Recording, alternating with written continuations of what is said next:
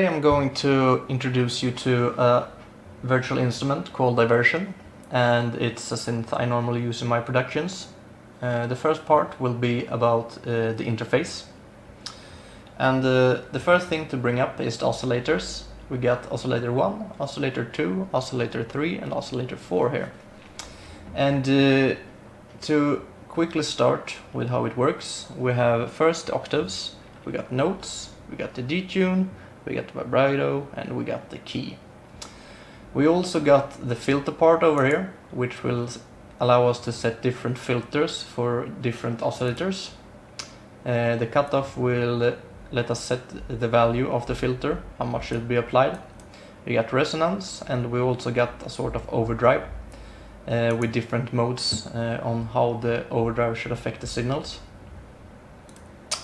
We got the X and Y morph, which will pretty much apply different harmonics to the signal without doing anything. So if I just play this basic saw here now, I will get a cool harmonic distortion to the signal, quite easy. Except these two parts now, we also have frequency modulation and ring modulation. And basically what this does is that it will modulate the signal with the second oscillator that is underneath the one you have selected. So even though this second oscillator isn't online, it will, with ring modulation, multiply the saw with my now selected sine. So it sounds something like this. While the frequency modulation will modulate my basic saw with the basic sine wave instead. So it sounds something like this. You need to be careful with this because it will generate bursts of high-end frequencies that can kind of put your loudspeakers or your earphones into generating unpleasant frequencies. So be a bit careful when you try to modulate this part. We also get a phase, which will allow us to set where the signal period should start. We also get inverse, so we can inverse the signal. The free allows us just to set if it should be working on its own clock or if it should work with the BPM set in your DAW. So if I remove this, it will start to oscillate directly when I press a key. We also get different harmonic knobs down here that will apply interesting effects to the signal, much like what happened when I used this XY morph here. Chip is a low fidelity harmonic effect that will apply kind of 8-bit or whatever bit you want effects to your signal. We get Sis, which stands for scissors. It will add four, what would you call it, dips or four different effects along the sample of your signal and create kind of cool harmonics.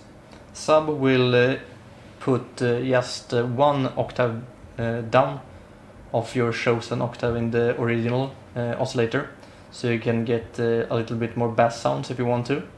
Brilliance will increase high-end material of your signal.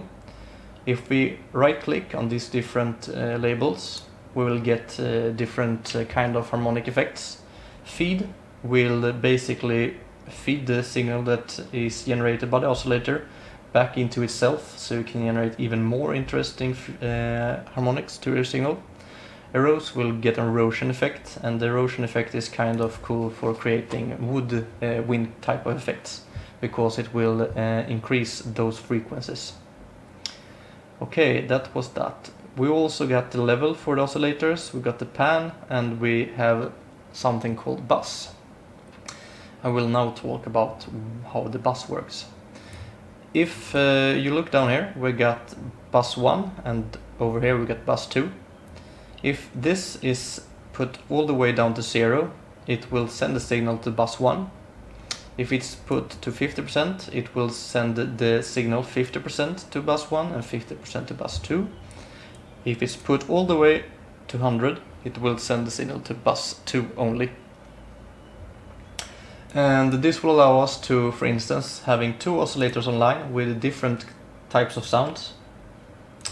And then, for instance, just putting on a simple low pass filter on the square, and then putting on a acid low pass filter on the saw. And now if I want to add some extra effect to this oscillator without using more oscillators, I send this to oscillators to bus 1, and for instance here I can activate formant filter. And as you might already hear, I have gotten something that reminds of a robo kind of sound.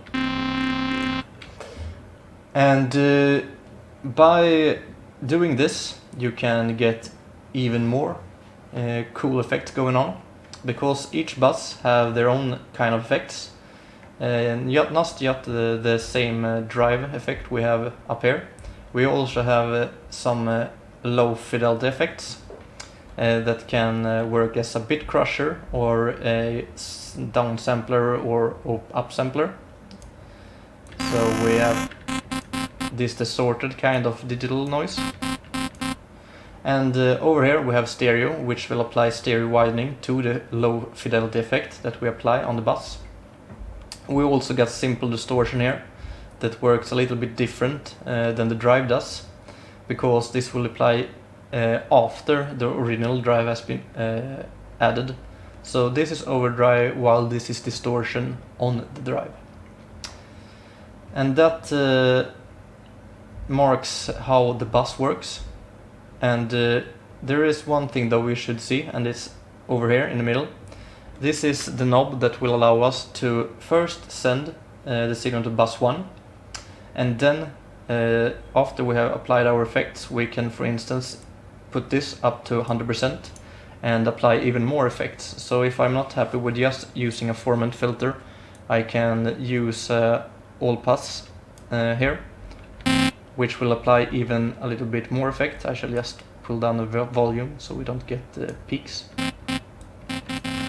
Yeah, and if I adjust this knob here,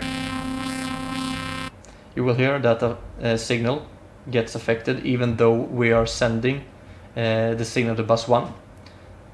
So this will allow us to both activate the bus 2 and bus 1, but you can think it like this: first it will get sent to bus 1, and then the signal will get sent to bus 2. There is a little bit of a limit here, because you can't send the signal to bus 2, and then to bus 1 backwards. So if you want to do this kind of dual operation with both buffers, you must send it first to bus 1 and then use this knob to send it to bus 2. But yeah, that's that. If you want to just use bus 2, of course, just increase it to 100% and work your magic with bus 2.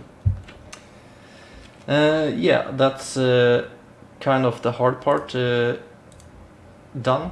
Now I should just talk about the different knobs we have up here, and the oversampling and some effects, and how you can activate gate and arpeggiator. So here, first we have transpose, and this is the note that we will start on, so you can set it to +1, and no matter what, the whole synth will start, instead of a C, it will go up to 1 note up or 2 note up, so if you want that. You can also add detune, so no matter what, the synth will always start at a detune. The bend is how much the pitch bend envelope in your MIDI clip should affect when you increase the envelope upwards or downwards.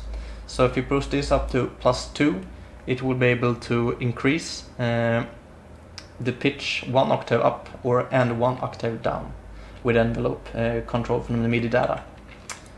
But yeah, this is normally set to +2. We also got glide, legato, and the different types of glide.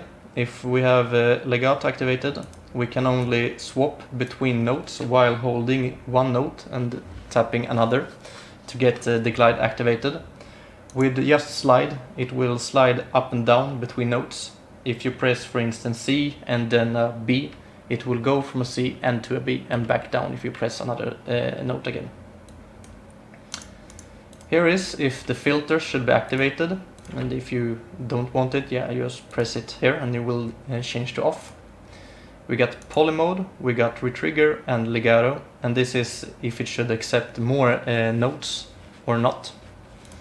We got DClick, which will basically just try to, if you have an envelope with no attack and it's a short burst that will kind of create a, I don't know, pluck sound or a stab sort of sound, you can use DClick to kind of try to remove the initial first burst of the wave that will come through. You will notice if you need it, but this is by default put to on. Keys is how many notes I'm able to press down and the oscillator will respond to it. So if this is set to 1, I can only generate one signal at a time. If I push this to 2, I will be able to play 2 notes at a time. And yeah, if you have 4, you will be able to play a 4-chord note. After that we got Unison, and Unison will basically make copies, what you call voices, of the oscillators you have here. So if I have 2 oscillators activated and increase this to 2, I will get 2 copies made of the original sound that I already have. So you can see this a little bit like a church choir. It will be more people that are singing the same kind of notes. But if you increase tune, it will kind of change the frequency generated between the different voices of the oscillators. And you can use this to create fat sauce if you want to, like this now. And the detuning effect will generate a spatialized effect between the different oscillator and the voices. So the stereo here knob, it will increase the stereo width of the signal generated with the voices. If you have this set to 1, this will do pretty much nothing. So this will control the pitch, the phase, and the harmonics between the different voices rather than the oscillators. So unison, tune, stereo. And yeah, that was that. Now we have these tabs. FX stands for effects, naturally, and over here we have the effects panel. Firstly, you notice it's divided into 3 different sets of, well, what should you call it, buttons.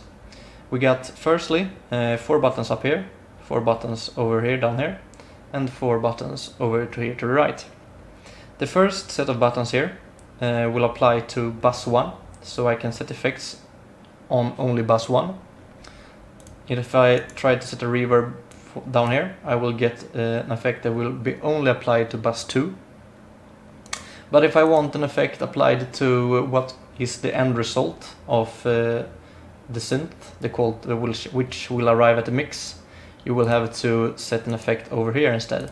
And you see this arrow here, it will allow us to set how much we want to use different bus effects or mix effects. So if I set this down to 2 buttons here, it means that I will only be able to set 2 effects to the end result of the signal. If I do like this, it means I will only set 1 effect to 1 bus and 1 effect to the second bus over here. We also got this little tab over here that will allow us to activate gate effects and the arpeggiator effects.